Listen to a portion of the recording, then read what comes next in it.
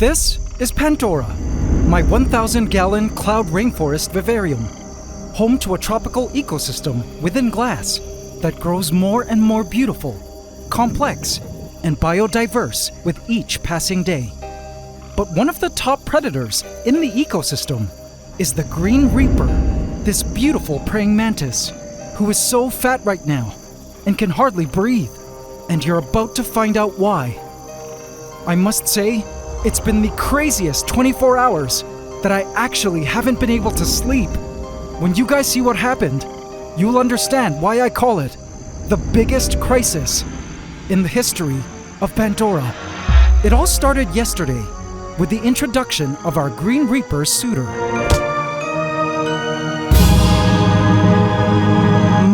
My.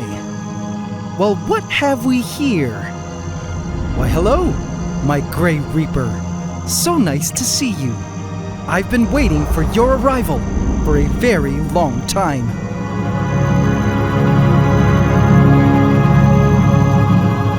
Welcome to Pantdora.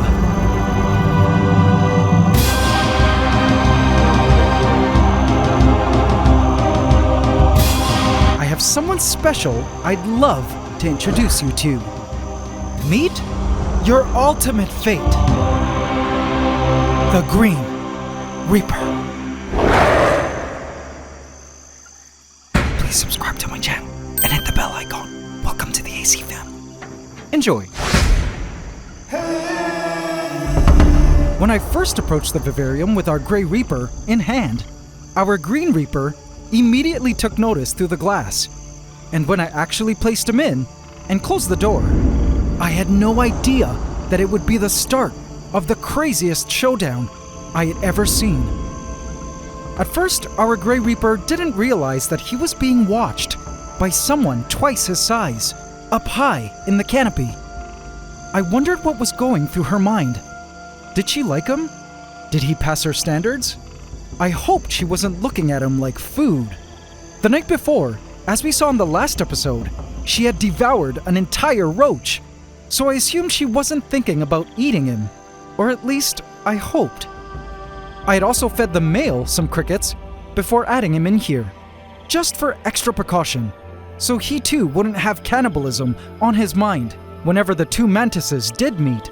I watched wide-eyed at the female, staring down at the male, as I waited for one of them to make a first move. I wondered if the Grey Reaper could smell our female's pheromones in the air, and judging from his increased breathing, I bet he did. They stood like this for a very long time, about half an hour, with the male still not noticing the female. He didn't know it yet, but he was in for the biggest test of his life.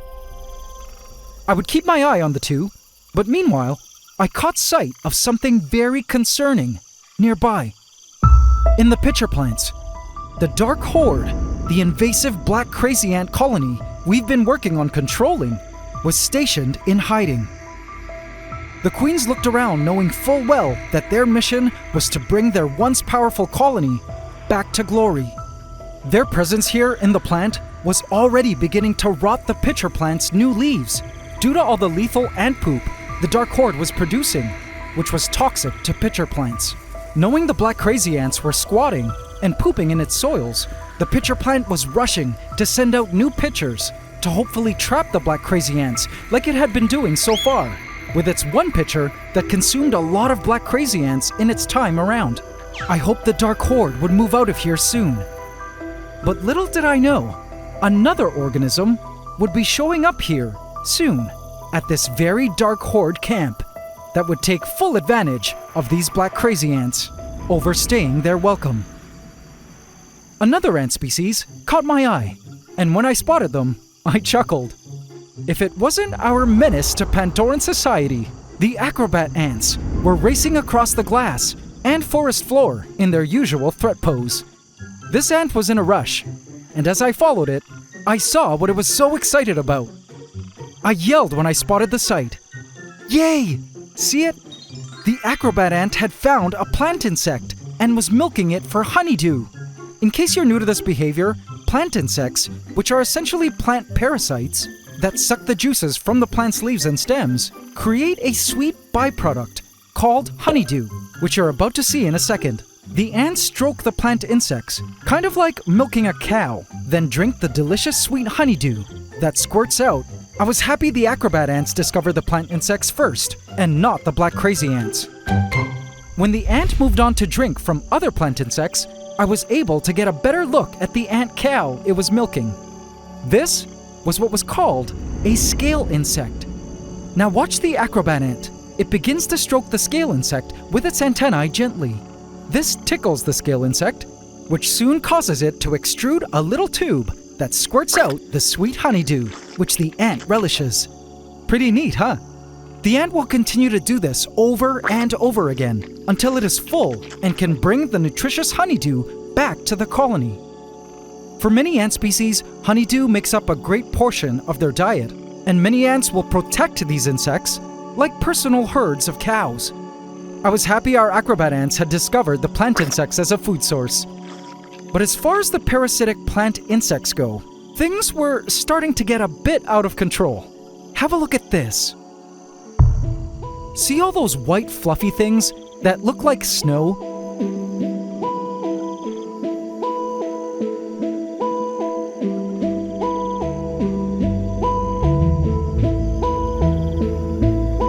Those are mealybugs, another type of plant insect.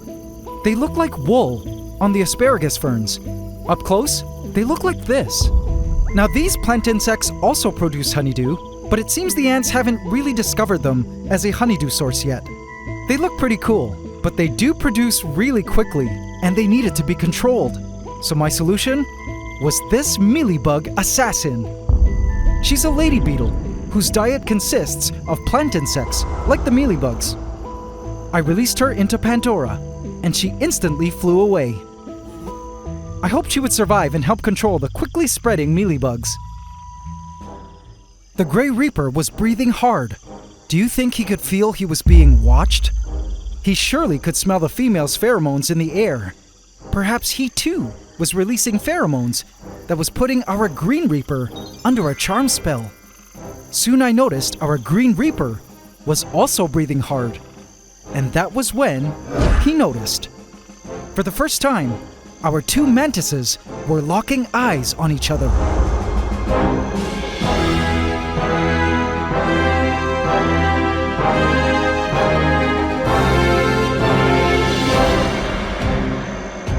He instantly began to sway. I was honestly so scared for him, and I wondered what could possibly be going through his mind right now. This was actually the first time I'd ever seen the praying mantis courtship or mating ritual. One thing's for sure, that Green Reaper's stare was terrifying. He stood still.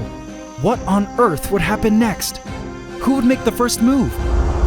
And then something really unexpected happened. Movement of the Spanish moss. The Green Reaper began to minutely wobble the Spanish moss on which she hung.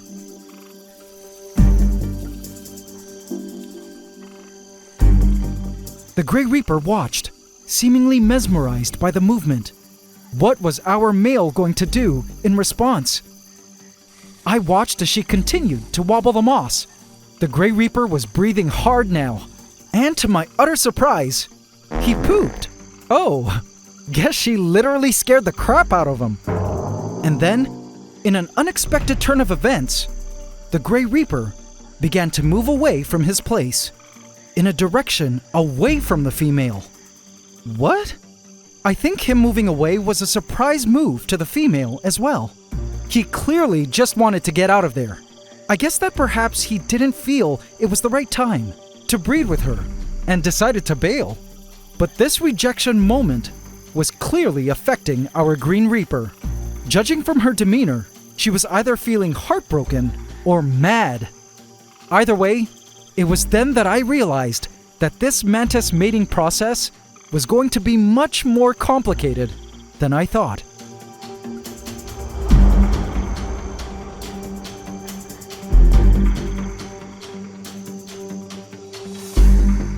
I then caught sight of someone up on the Hallelujah tree stump.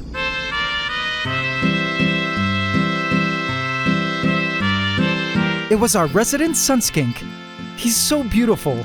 I believe him to be full grown now, and I often marvel at the new shape of his body, the speckles on the side of his body, and how he just lounges around, knowing full well that he runs the rainforest as the apex predator.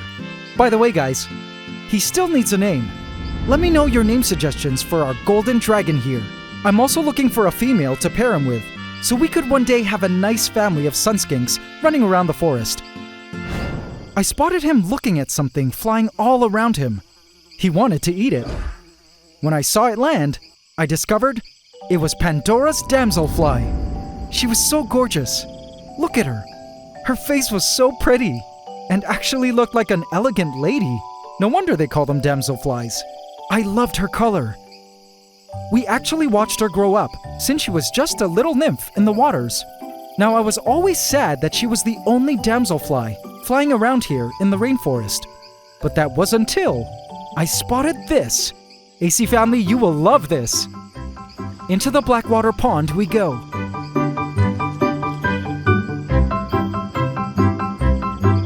And there it was. I spotted another damselfly nymph. Or at least it looked like one. Any of you care to verify if we could expect another damselfly on the way? It was quite large, just under an inch long. These nymphs are carnivorous, and I knew that it was enjoying all the new baby fish that were swimming in the waters. Speaking of baby fish, there were so many guppies now, and the adult females were huge, with more fish on the way. I estimated that there were about 30 or more fish in these waters now, but I did catch the adults eating their own babies, so I wasn't too worried about population control. Plus, there was the damselfly nymph, also preying on the fish. It was great to see our aquatic ecosystem doing so well and developing. Sadly, I couldn't see any more shrimp. Guess the waters had grown unideal for them, with all the fish dirtying up the environment, as shrimp require pretty pristine nitrogen-deficient waters. The crabs, however, were still thriving and doing well. And so were these. Look! All the dirty pond water was a literal feast for the vines, who had their roots dipped into the pond, eating up the toxic nitrogen and turning it into the most beautiful of leaves.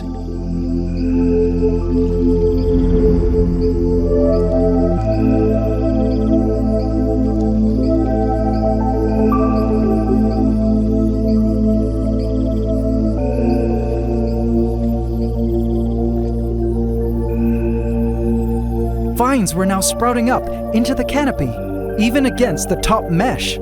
I couldn't wait for the canopy to just be full of these green vine leaves. I looked back at our Green Reaper, and she was still staring down at the male, who was standing completely still now. It was then that I noticed how shiny and iridescent the male's wings were. See it? He had the most beautiful metallic sheen to his back. I wondered if this iridescent shine looked attractive to the females, perhaps reflecting wavelengths of light that the female mantises could really see well. I really wanted our male to be her knight in shining armor, but I wasn't going to rush this process and allow him to do his thing. The female attempted the swaying technique in attempts to get his attention, but he had no reaction to her attention-seeking tactics. She then started to shake the Spanish moss harder, which eventually caused the asparagus fern he was on, which touched the moss, to also shake. After several minutes of vigorous shaking, to my surprise, she turned away. What? Guess she lost interest in him, as I watched her make her way up the Spanish moss. And then, the cutest thing, she looked back to check on him. He was still not moving. She continued up again, and then, "Are you sure you're not coming?" He definitely wasn't going to pursue. She proceeded up the moss further. "Are you sure?" Looking back a third time. Nope, not moving. And hilariously, a fourth time. "You sure?" Crickets. And a fifth time, just in case. "Are you sure?" The whole time, our Grey Reaper was not willing to budge and just stood there, breathing hard. She looked at him 1/6 and final time before proceeding on her way in the opposite direction, high up in the canopy. I couldn't believe this arranged mantis marriage was not really working out as easily as I thought. I figured breeding the mantises would be a lot easier, but I guess not. Poor green mantis. I suspect she was totally willing. Grey Reaper, what gives? Come on, bro.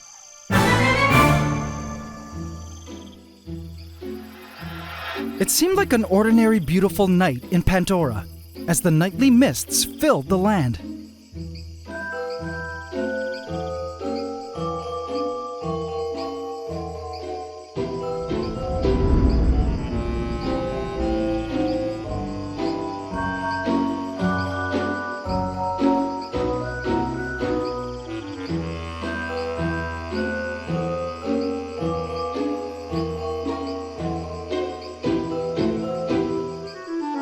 I always felt Pantdora had a totally different vibe and spirit at night. And indeed, the team of Pantdora nightlife was different from that of the day.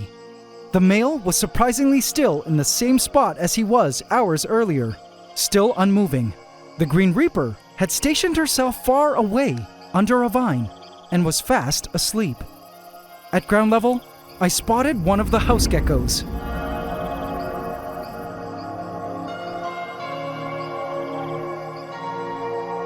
Such cool toes that help them stick to the glass. Gecko toe pads are equipped with microscopic hook-like cells called adhesive lamellae, which allow the geckos to stick onto the glass. We saw in the last episode that at least one of the geckos was pregnant with eggs. I couldn't wait to finally see baby geckos running around.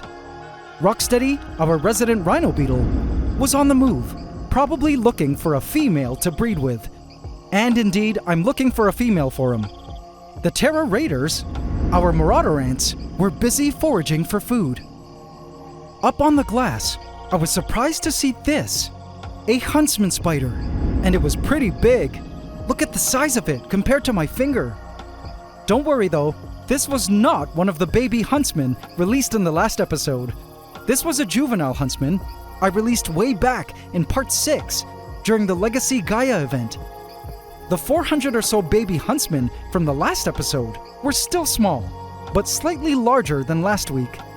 I hoped at least some of them would survive into adulthood, but I knew it would be a long journey for them to reach their full size, assuming they managed to escape being preyed upon. Speaking of adult huntsman spiders, their giant beastly mother, Lady Deathstrike, would be added to Pantdora once the mantises finished mating, a precautionary measure in case she would want to prey on the male mantis before doing his deed.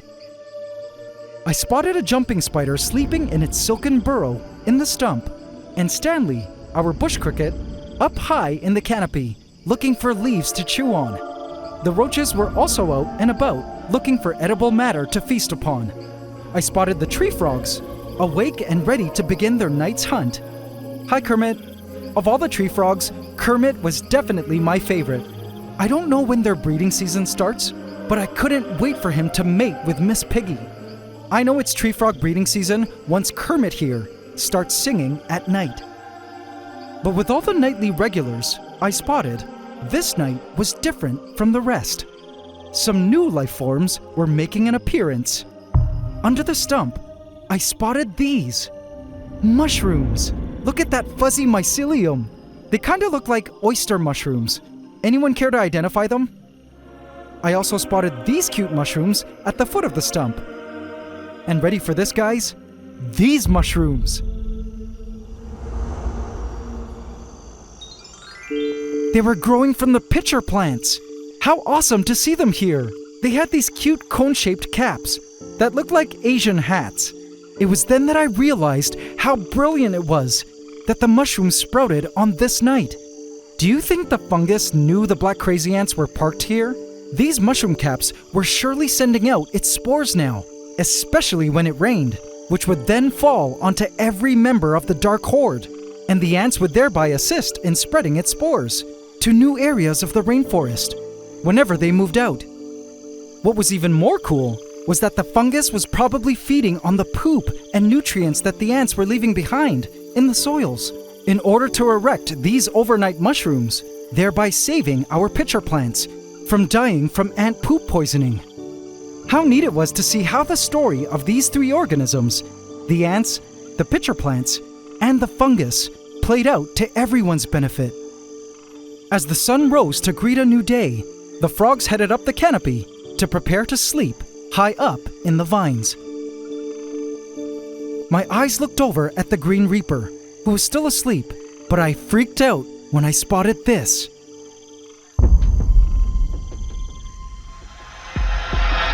Our male Gray Reaper was climbing the Spanish moss with his eyes locked right at the Green Reaper. OMG, I think he was going to make his move. He was totally going to pursue her. Finally, this was the big day. I wonder if prior to this, he felt she wasn't in the right position. Perhaps the tactic is to sort of stalk her and surprise her from behind. But he was so slow making his approach. 1 hour later, he was up on the asparagus fern. Then, an hour after that, he was on the screen mesh, making his approach. Oh, he was getting closer. She was just waking up now from her slumber. But then, something unexpected. An hour later, I spotted our Green Reaper facing our male, who was stationed up high on the mesh, not moving. Oh my, this was the showdown of the century. The moment of truth. My heart began to race as I watched our Green Reaper and our Gray Reaper staring at each other. The female seemed receptive now and very interested in the Gray Reaper. What type of interest, however, was the ultimate question. The suspense was killing me.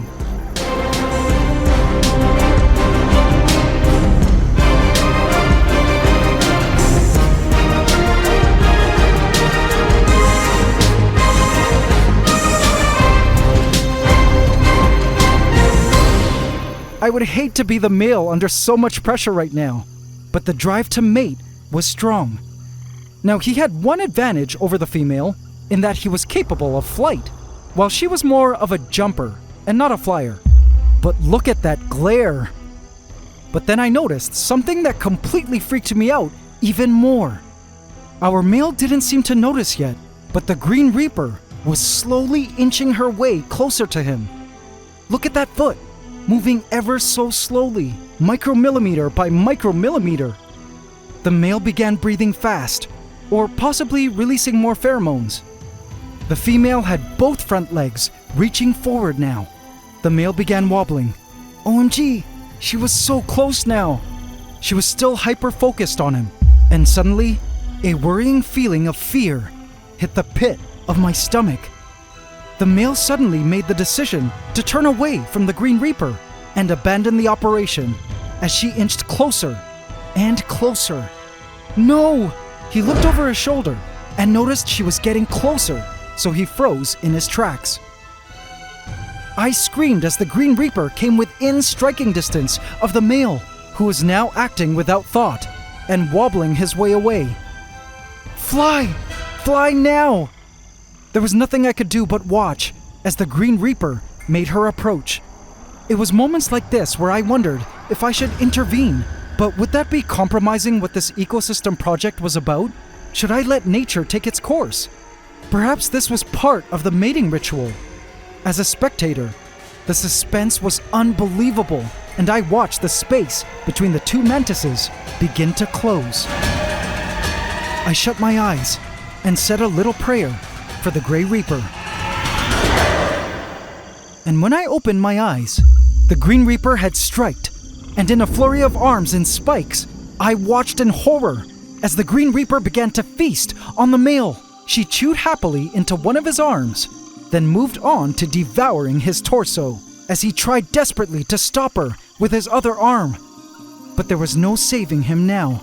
She bit into his heart, and I watched in sheer terror and sadness as our Grey Reaper met the end of his life in failure to breed and fulfill his ultimate destiny of passing on his genes. He sucked. Try again, creator of worlds, she said. as she continued to feast on him. This was all very sad, that our mating attempt didn't work out. But the biggest surprise of all was coming later that day.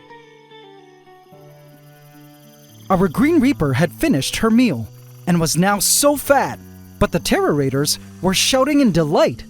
The greatest news had reached the colony, and workers were scrambling to get to the scene. Mantis guts lay on the leaves, and leftover body parts littered the ferns below, marking the fall of a great night. The Terror Raiders were on site, ready to take home the feast of leftover gray mantis body parts. At least the Terror Raiders were benefiting from our Gray Reaper's death. Some black crazy ants had found a stray arm, which I wasn't too happy about at first, but later I discovered was wrestled away from them by the Terror Raiders, who were now taking it and all body parts home. Happy to know that at least the Terror Raiders now had the upper hand at competing with the Dark Horde. This was actually not only a win for the Terror Raiders, but also one for all of Pantdora. I began to think about the Gray Reaper. His death had affected me deeply. But as I watched the Terror Raiders parade their newly collected food back to the nest, in complete joy and excitement, I began to consider that at least the Gray Reaper's death didn't go in vain. The Gray Reaper's leftover body parts meant food for all these ants. I even spotted the acrobat ants, enjoying the guts. The Green Reaper herself was now fat with him in her belly, which in nature might have actually helped her in the event that she does successfully get fertilized by her next suitor. I suspected that mantis cannibalism like this was not something out of the ordinary, and maybe even had a purpose. Perhaps the temperature wasn't right in Pantdora, or the landscape wasn't right. Perhaps she was still hungry, or maybe some other environmental condition wasn't met in order for the mantises to successfully breed.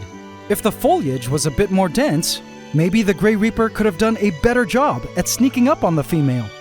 Maybe if the temperature in Pantdora was ideal, the female would have been in a better mood to mate. Or if she ate more prey, she wouldn't have eaten the male. I didn't know. But perhaps the female ultimately eating the male had an actual purpose in nature. I began to imagine what it would be like for the babies had the mating been successful. If baby mantises were born in Pantdora, but temperatures were too hot or too cold, maybe they wouldn't thrive. If the vegetation of the area wasn't bushy enough, perhaps the baby mantises wouldn't have enough places to hide from predators once hatched. If Pantdora was lacking in the prey department, then the baby mantises might be born into an environment lacking an ample amount of food. I began to consider that perhaps the mantis's mating failure might not necessarily be a bad outcome, but instead perhaps a necessary one. Nature has an intelligence and a way to ensure life persists and thrives. I began to consider that perhaps the Green Reaper's reaction to the male was in fact Pandora's reaction to the male, deciding that the Grey Reaper would be more beneficial to the system as food than as an agent for the replication of more mantises. I also considered the possibility that maybe the Grey Reaper didn't have the secret sauce, the right genes, health status, or knack for survival that would ensure the best and strongest offspring, hence leading to the Green Reaper saying no and eating him. I realized that when nature is allowed to run its course, there are no mistakes, and it probably wasn't the Green Reaper's moment to breed. I resolved to try again as soon as I found another male for her, and hopefully then, the conditions in Pantdora will be just right to welcome some new mantises to the rainforest. But meanwhile, I had an adult huntsman spider named Lady Deathstrike that I promised I'd be releasing into Pantdora. If we ever find a male mantis again, I'll make sure to only add him in if she's well fed, or I'll take our Green Reaper out and mate them in a separate space. I opened the huntsman's container and left it there for Lady Deathstrike to come out on her own time. I left Pantdora to be for the rest of the day.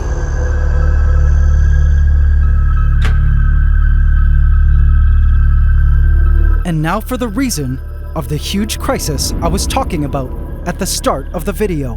And though the whole failed mantis breeding was sad, it wasn't the reason for my previously mentioned insomnia.